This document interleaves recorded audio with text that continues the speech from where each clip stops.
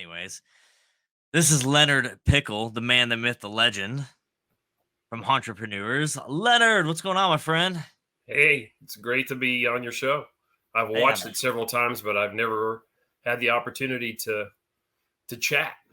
I am thrilled that you're on it. I don't know. I feel like we need like 6 months of shows with just you on because, man, I mean, how long? It's been what, 40, 45 years you've been doing this? Oh yeah, at least I built my first haunted house in 1976 in a college dormitory when I was studying to be an architect. I mean, You've there's a solid argument right now that in this industry that you've probably been doing it longer than anyone else. I would imagine John Burton is still out there. He did it earlier than I did, so he's still around.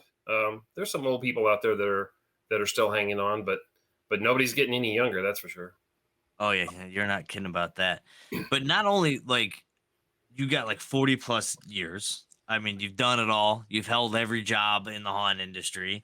You've, you've vended, you've been a haunt owner, you've been an actor, you've been a manager, trade shows, cons. I mean, you name it, you've been a part of it in one way, shape, or form. And I mean, this goes back decades. I mean, I actually think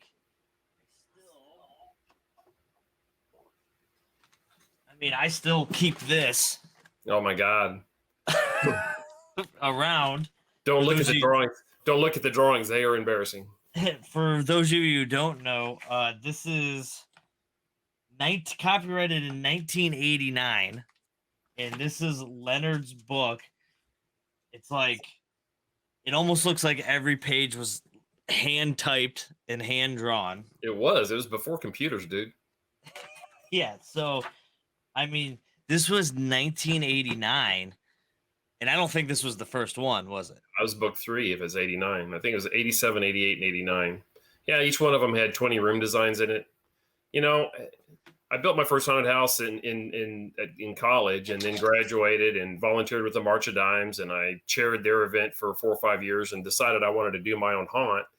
So I begged, borrowed, and stole, maxed out all my credit cards and built this haunted house. And it was critically acclaimed, but at the end of the season, I was about $20,000 in debt, which I thought was a total failure, not realizing that a haunted house is a business just like any other, and it's a 3 to 5 year payout. It's not a get rich quick scheme.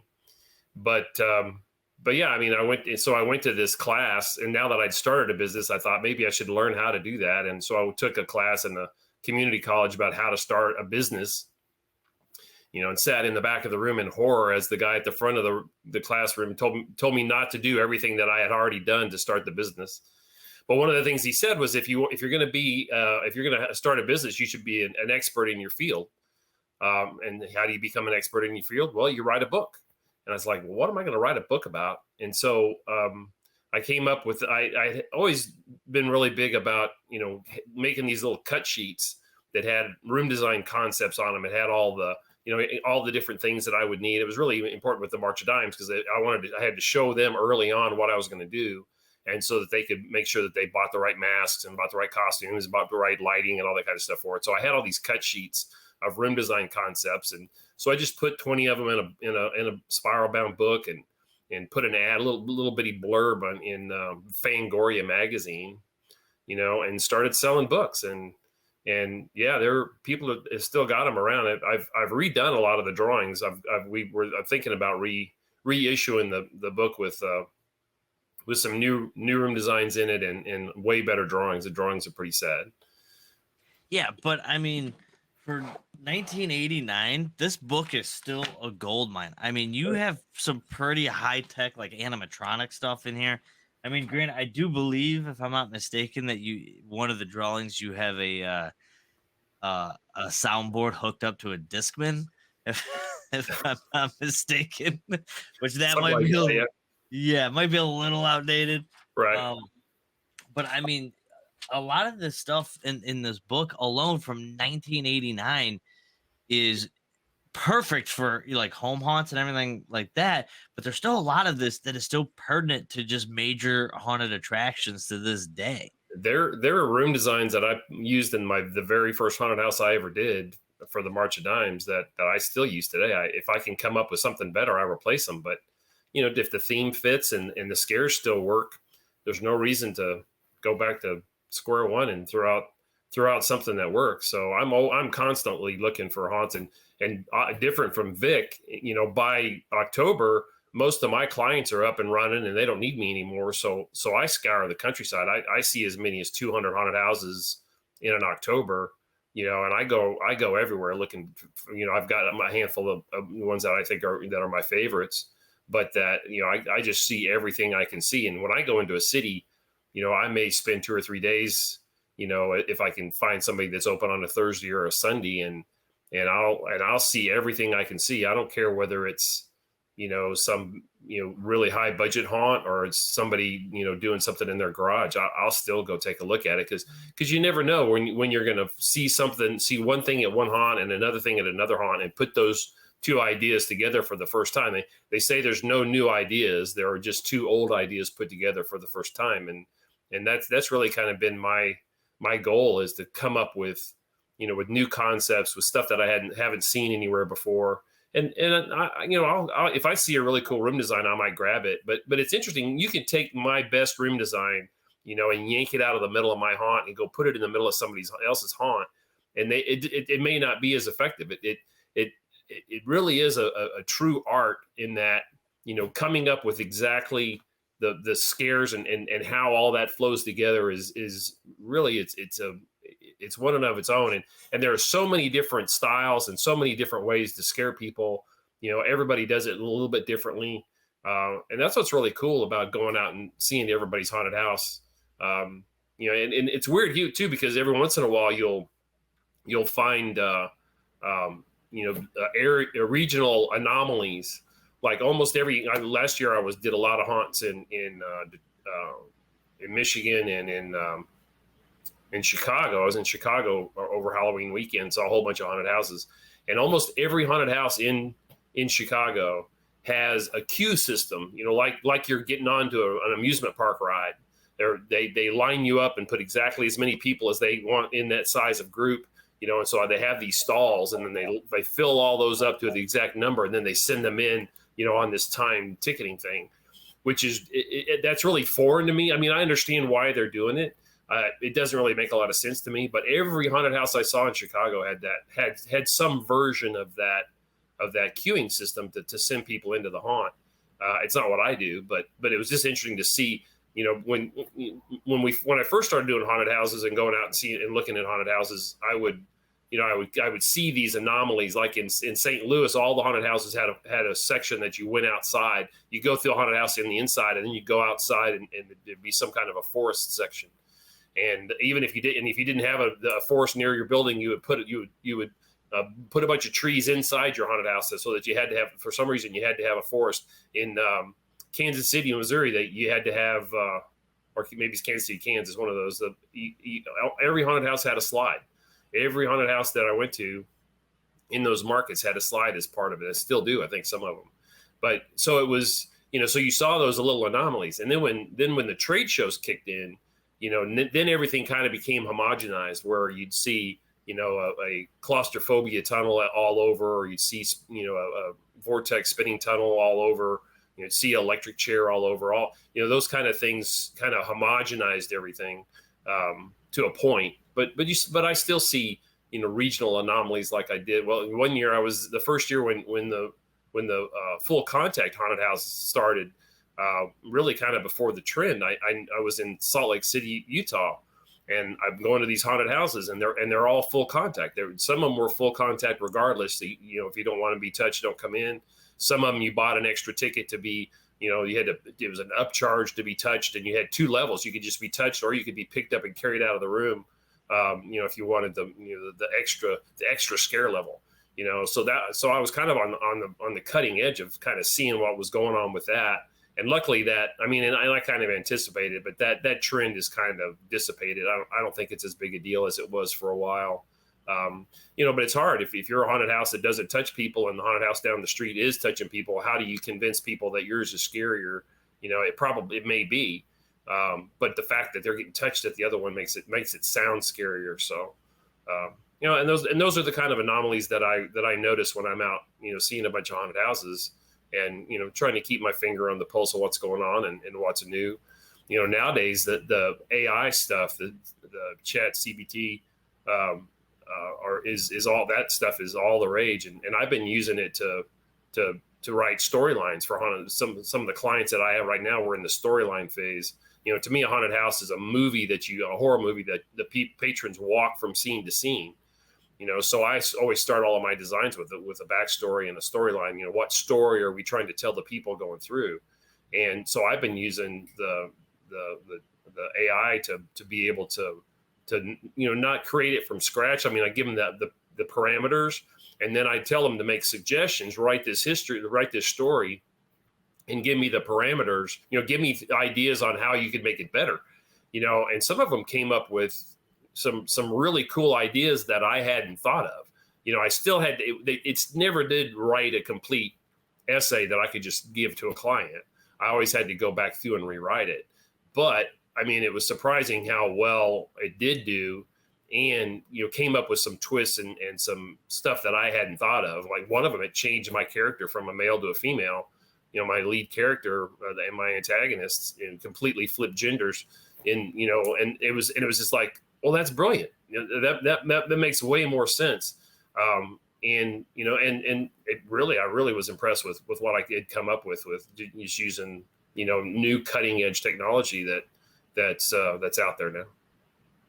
So you got a lot of questions in the chat here. So Jonathan wants to know practical versus VFX. Where do you think the future is in modern haunts? I'm not sure I understand the question. Practical to me is like a practical light. I mean, and I'm really big on using actual light fixtures in a haunted house instead of theatrical lighting.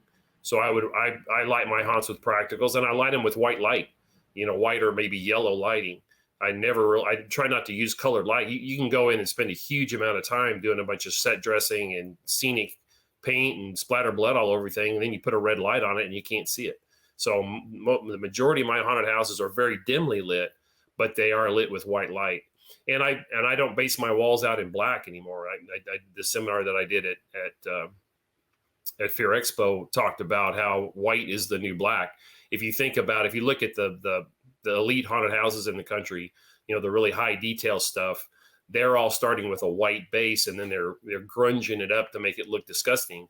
And it's much harder to do that if you base your walls out in black. So I'm basing all my walls out in white, and now grossing them up, goring them up, and, you know, griming them up to make them dark and dirty looking. And it's surprising how much less light you need to light the room than you do if the walls are dark, start off with a black base. But so VFX, that would be, I mean, special effects, you know, a lot of especially I've kind of niched myself into helping people get started in the industry. You know, my code experience and dealing, and I've gotten so many haunted houses, 200 or 300, 400, I don't know how many haunted houses that I've gotten open, you know, throughout my history, that I've kind of niched myself into helping people get started in the haunted house industry. And while animatronics and, you know, big $10,000 props are really cool, and it's great to, you know, to have the TV station come in and see that kind of stuff, you know, really a live actor, in my opinion, is a better scarer than an animatronic is. So especially for a new haunt owner, you know, I do put animations in, but they're not really rubber critters that jump when you walk by. You know, there might be some drawers that move, or doors that rattle, a doorknob that moves. Those kind of things are cost effective. You don't want to have an actor standing there doing that, but really, to me, it's the actor that creates that the ability. Even when I do an animation, typically I'll give the actor the button to fire the animation, because, you know, an electric beam or a pressure mat or a motion detector, it maybe know where the lead guy is in the group, but he doesn't know where the middle of the group is. He didn't know where the chickens are in the back of the group. So you really kind of have to give to make the scare more effective. You have to give that button to the actor to push. Drew wants to know masks versus makeup, and which ones do you prefer? You know, I used to be really big on masks, but, you know, now with airbrush makeup and stencils and that kind of stuff, I switched to makeup. And really, to be honest, the mask or makeup and costuming of somebody that's inside the haunted house is really more to get that actor into character than it is to scare anybody. You know, you want to be able to have, in a haunted house, especially with a bunch of jump scares, which is my bread and butter.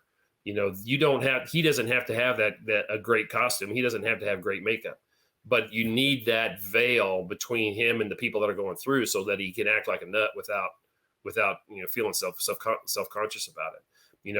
The really great costume and the really getting great makeup needs to be outside where people are taking a good look at it and, entertaining the line or doing something else. But inside the haunted house, if the actor's doing in the way I design the show, if the actor's doing what he's supposed to, he's out, scares people, and is gone so fast that they never even really got a good look at him. And then he can come out, pop out and scare him again if he needs to.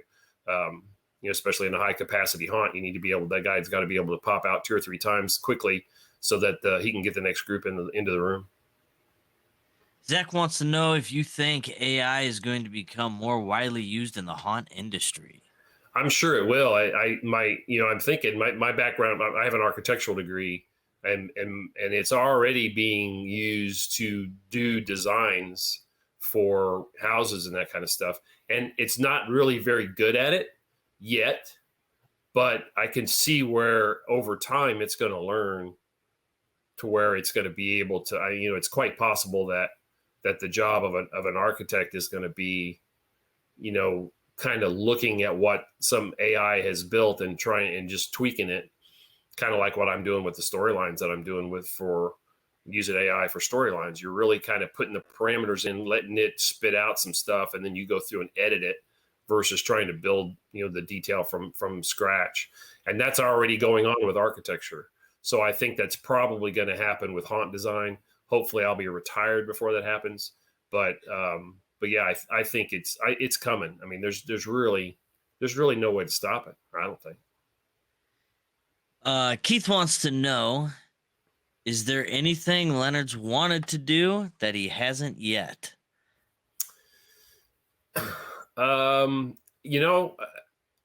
It's been a while since I owned a haunted house, and I really would like to get back into that. So I think that, what happened was I built that haunted house and it was $20,000 in debt. Thought it was a horrible thing, and I had so many people coming to me wanting me to design haunted houses for them that I, took my architectural training and created a business that designs haunted houses for people. And we don't normally build haunted houses. We can, but we don't normally build them. We provide you with construction drawings so that you can either build the attraction yourself, or you can take it out for bid and get the best price from a local contractor to build the haunted house.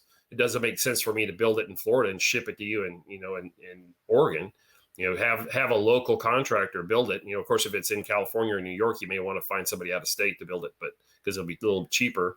But the concept being that that way I don't have to have a warehouse that's sitting around for 6 months out of the year not doing anything. All I'm doing is drawing and creating drawings and sending them out to people to get them built locally. And then we come on site to oversee the installation, make sure that everything's set up properly, that the gags are working right, the effects are working right, the illusions are working right, and help you train your actors and get them going. And then you're off and running and on your own. It looks like last season you went to Stage Fright and you got a couple of fans on here.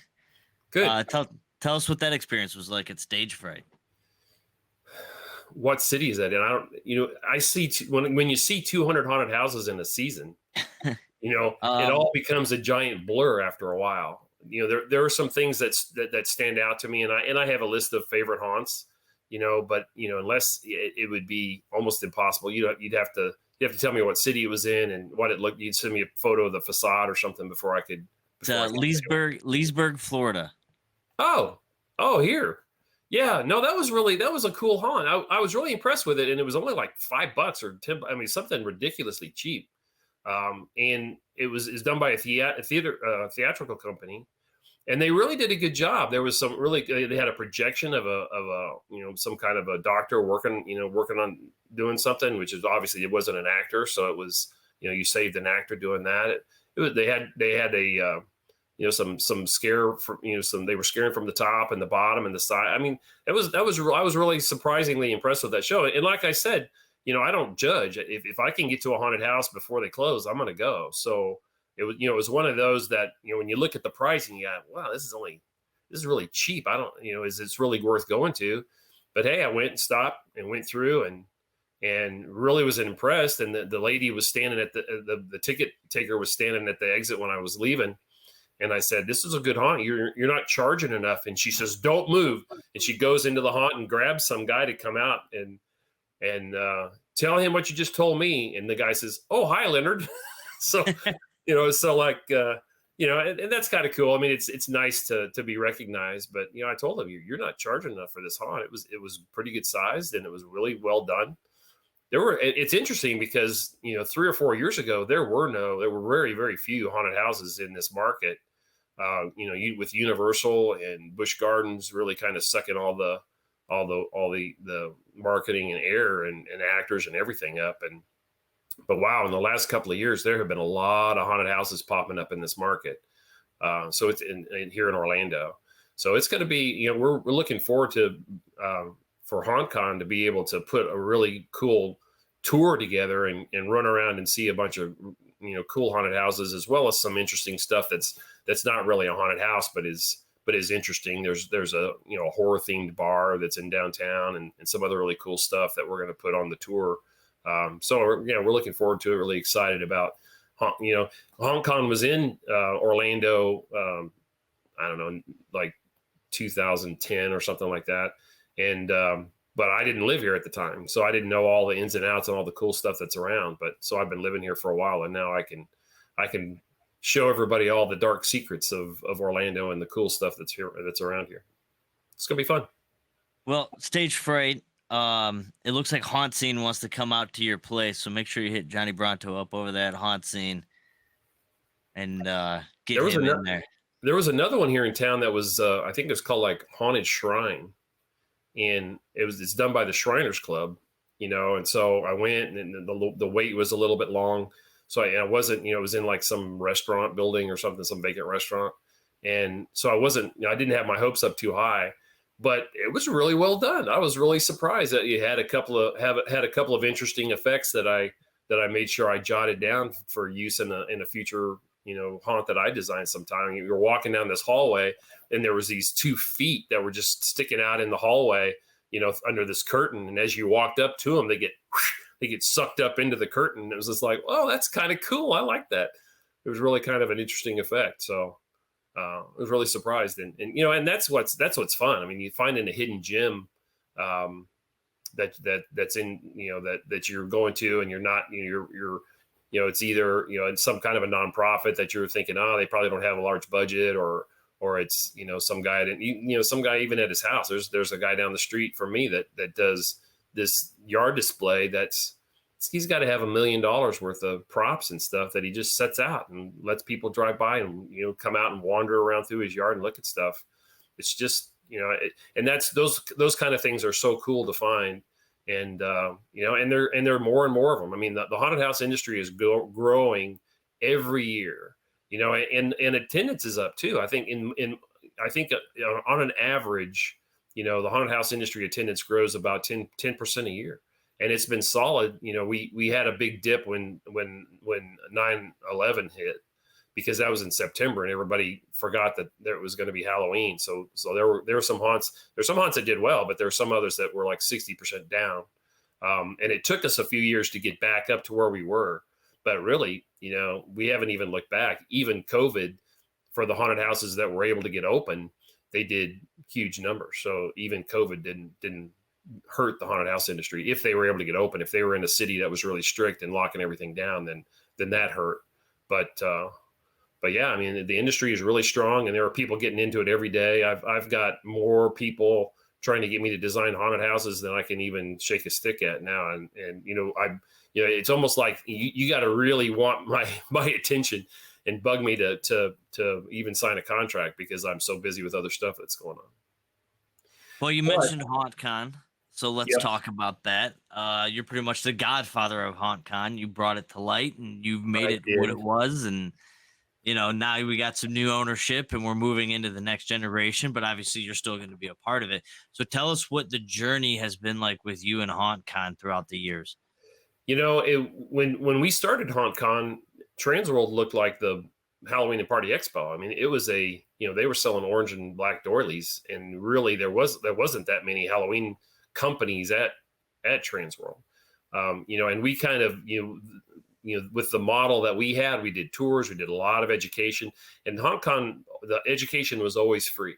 I never understood why you would want to charge somebody, for a seminar, because if you can teach the people in that room how to do what they do better, cheaper, faster, whatever, then they're going to make more money, and they're going to spend more money with the vendors, and then the vendors are going to be happy, and they're going to come back. So it was and it's not fair to have the vendors pay for the space. I was one of the very first people to charge people just to go to the show, because it wasn't fair for the price of the room, the cost of the room, to be on solely on the backs of the exhibitors. It made more sense to charge a little bit to all the attendees so that we could lower our exhibitor price. And and that all those kind of things took off, and then all of the different conventions started trying to do that. But yeah, I mean, it was I wasn't a convention guy. I didn't know what I was doing when I started the convention, and we struggled with it. Some years it made money, some years it didn't. Everybody always had a good time. We definitely know how to throw a party. You're not going to complain about not having a good time at HauntCon. But it was something that I kind of felt like I needed to to give to somebody that could take it to a higher level. So we sold it to a convention company that was doing the Halloween and Party Expo convention. And so we sold it to them, hoping that they could turn it into something. They had deeper pockets. They could advertise it better than we could, and make it something. And then, but they left it. The one thing that was really cool about HauntCon, and will continue to be cool about HauntCon, is it was moving to a different city every year. So we'd be in Louisville, we'd be in Detroit, we'd be in Dallas, we'd be in Orlando. We kept moving around and giving, kind of introducing the industry to people in different cities all around. And I think the goal there was to grow the industry. It was to grow the number of people that were in the industry, and create a bigger industry. And I think we really did that. One of the things that we did for a while, we were kind of doing shows that were in cities around Midwest Haunters Convention when it was in Columbus, and their show just rocketed. I mean, their attendance just went through the roof. We're moving every year, and it was hard to drag people with you to the new location every year. But because we were near, all those cities were within driving range of Columbus, their attendance numbers went through the roof.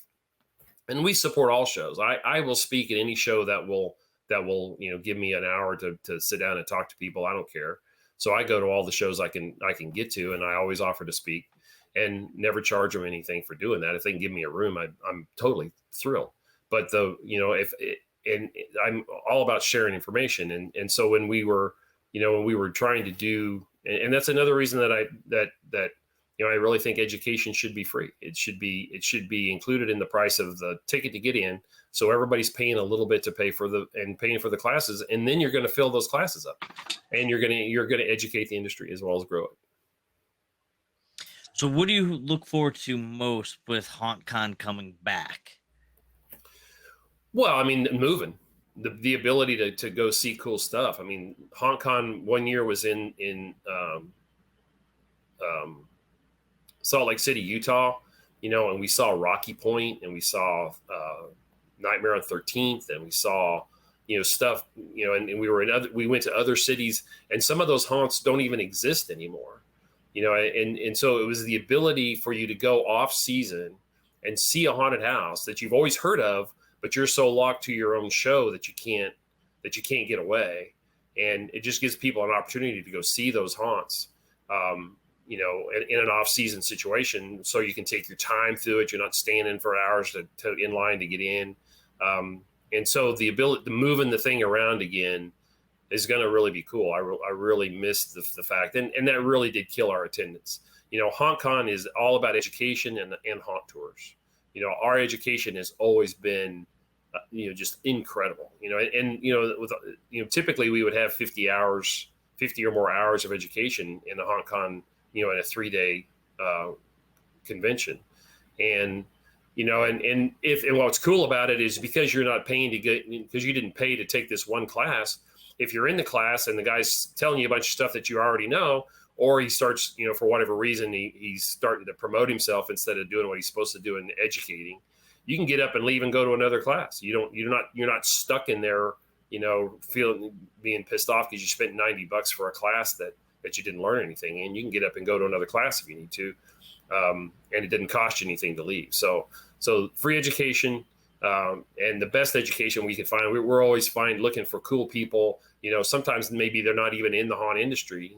They don't have to have big names to be able to teach you something. Everybody knows something. Everybody's come across some cool thing that they know that they can share. And haunters, ever since the beginning, way back when the internet, just was a baby.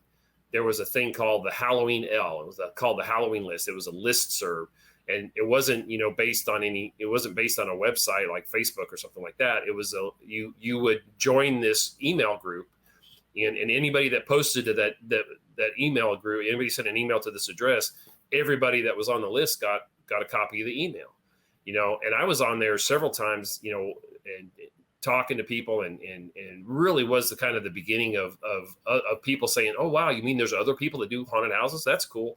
And there were some people on there that were describing this room design that they came up with, and I messaged them privately and said, dude, you need to be selling this. You shouldn't be just giving this away. He says, oh no, if somebody wants to use it, that's fine. I don't care.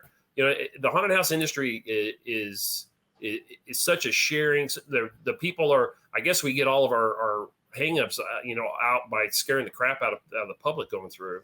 But, there are a handful of people, maybe 2 handfuls that they're pickle haters, and I don't really care for them very much. But the majority of the haunted house industry are the best people on earth. That give you their shirt off their back. And, we never paid our speakers at HauntCon either. We just took they just agreed to speak for, to be able to get into the show. And, but we're going to change that now. We're going to start with Doug at the helm. He wants to pay the speakers. So if you're thinking about, if you've got a really cool thing to share with the haunt industry and you'd like to try, the other thing about HauntCon is that it's very much an incubator. Somebody who is thinking about going to a bigger show and thinking about buying an expensive booth, but they're not sure that they can make the money. They're not sure their product is where it needs to be before they do that. They can always go to HauntCon and do or Fear Expo and kind of test the water, see what's going on, and get their feet under them, before they go to a bigger show like IAAPA or Trans World. And so we incubate exhibitors and we incubate speakers. If you've never spoken in front of a crowd before, you don't know whether you can do it or not, come speak at HauntCon. We're going to support you. We're going to explain to you what, how you need to do this, what you need to do. And I always feel like if you really know your topic, then, all those nerves go away. If you really know what you're talking about, and you know the subject, then, you're really just kind of carrying on a conversation with people.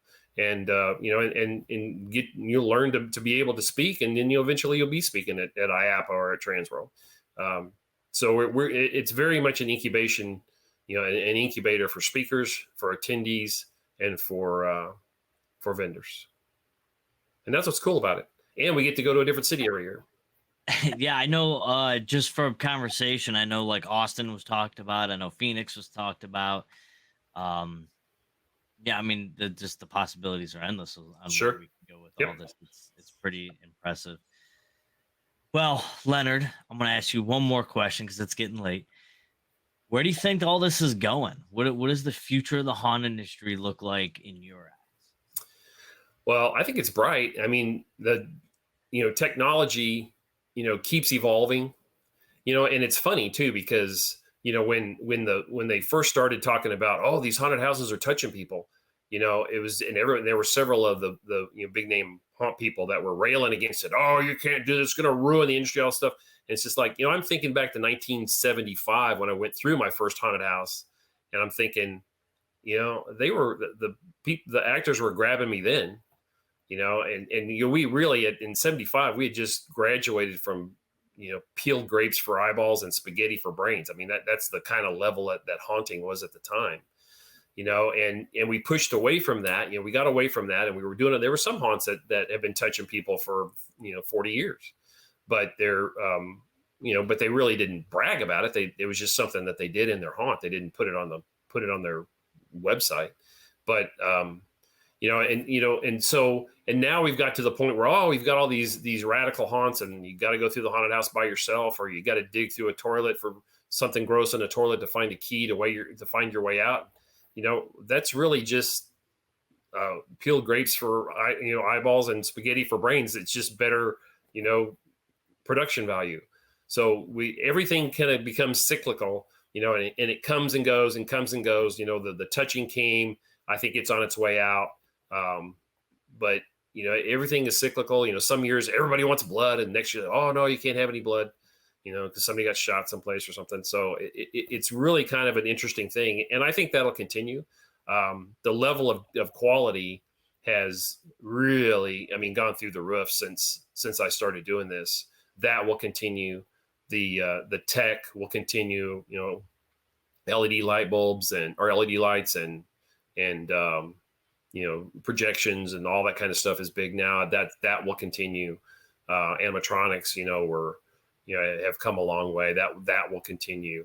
The silicone mask and that kind of stuff. Something that you could some people have actually snuck through security at the airport because they were wearing a mask.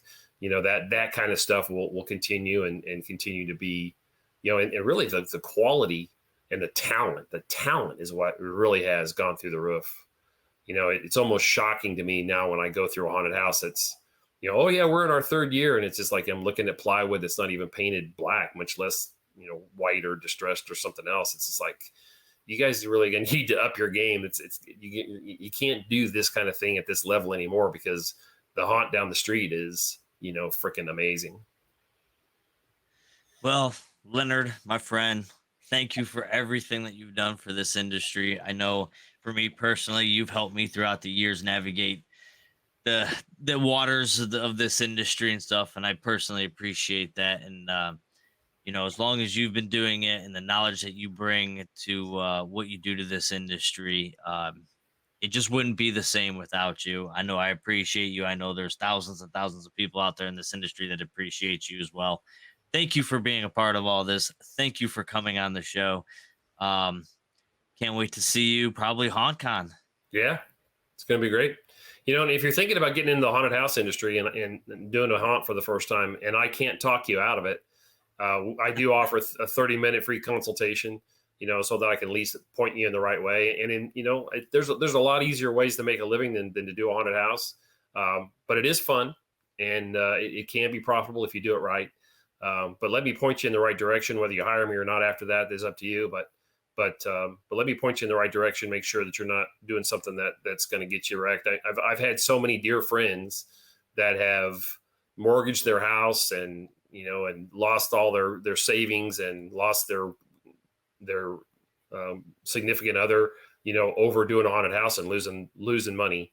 That it makes sense for you to call me. It doesn't cost you anything, and I'm always happy to answer questions.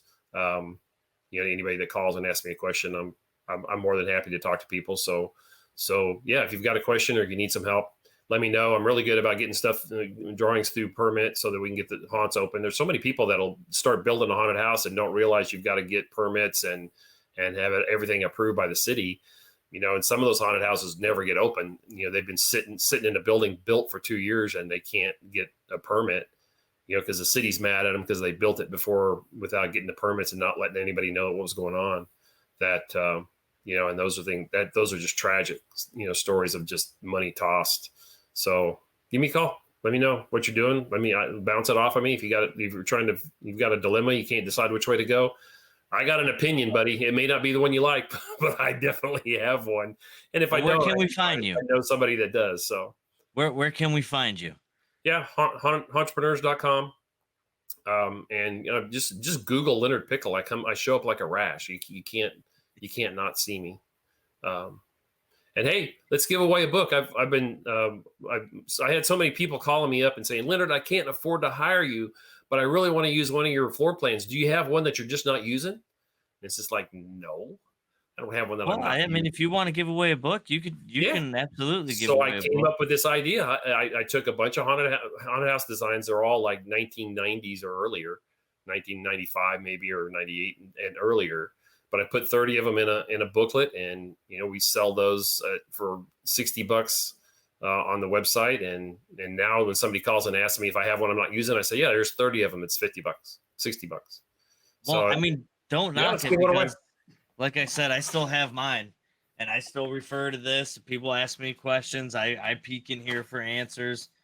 Um, Well, this one's a little different. It's floor plans. It's full done floor plans, and most of them are triangular grid. I'm famous for the triangular grid system, and so most of the floor plans are triangular grid, but there's some square grids in there too. I do those every once in a while when it makes sense. So, but yeah, let's give one away. Figure out how um, you want to do it, and then we'll. Hunting wants to know if it'll be autographed. It can be if you ask really nicely. Yeah, we can do that. But yeah, send me just give it away and let me send me the Well, contact information, and I'll do it. Fear Expo has the generator that picks a random person from the chat. So Cool. let's go ahead. I don't know whoever's behind the scenes running that. Let's go ahead and randomly pick somebody for the chat to win one of Leonard's floor design books for his floor plans, and then we'll figure out a way to get you two in contact so that you can get it out to them. I don't know, did something come up here? I don't think so. I can't hardly tell anymore. It's all going. Doug Schaefer saying that he's random. Yeah, we know you're random there, big guy. We know you're random. So other than doing while we wait for this, other than HauntCon and Fear Expo and stuff, what else you got going on? People don't know this about me, but I've been roller skating since I was a child, and I still roller skate 2 or 3 times a week. Which is great. It keeps me in shape, and it keeps me young. So and I've actually designed some roller skates. So I'm actually in the process of coming up with pickle plates for roller skates. So you can, if you guys are roller skaters, you should look me up, and we'll talk about getting you a set of custom made pickle roller skates. Are we gonna have a roller skate party at HauntCon in Orlando? Because that would actually be pretty cool. I think a lot of people would love that. There is a rink in Orlando that has an adult night on Sunday night that is the absolute most amazing session that you have ever seen. It's adult night, 16 and over, and we could certainly do that. I mean, that would be easy. And that there's got to be 200 people in that rink, and they are all really good skaters. But yeah, we could do that. It'd be fun. We should one day, we should 100% for Fear Expo, like on a Friday night or Saturday night or something like that. Just completely rent out the skating rink and do like a monster roller rink party. I think that'd be great. Yeah, it'd be fun. I'll even DJ it. All right, how do you want our winner to get a hold of you? Just have somebody send me their contact information and mailing address so that I can shoot it out to them. Do you want to do that through Hauntreprenuer? Yeah, you can do that. HauntCon at Gmail will still get to me as well. All right, so HauntCon at Gmail. Richard, send your information to Leonard. You won yourself a floor plan book for your haunted attraction. All right, Leonard. Shoot me what you want autographed on it, and then I'll do that too. All right, fantastic. Leonard, thank you so much for being on the show. Oh, my pleasure. Can't wait to see you. Probably see you in January, my friend. Yeah, let's do it. All right, you have a good one, my friend. All right, take care.